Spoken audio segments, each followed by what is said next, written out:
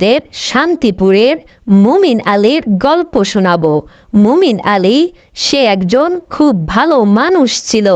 সে তার স্ত্রীকে প্রত্যেক দিন খানা পাকাইতে বলতো। তার স্ত্রী তার জন্য খানা পাকিয়ে রেডি করে রাখতো। সে খাবার খাওয়ার জন্য অপেক্ষা করতে থাকে। প্রত্যেক দিন সকালবেলা সে খাবার খেয়ে তার দোকানে যাবে। সে একজন দর্জি ছিল। সে দোকানে গিয়ে মানুষের কাপড় বানিয়ে দিত এবং সেখান থেকে যে টাকা পাইতো তাই দিয়ে তার সংসার চালাতো। আজও সে দোকানে যাওয়ার জন্য খানা খাওয়ার জন্য বসে থাকে। সে খাবার খেয়ে তার দোকানের দিকে যাবে।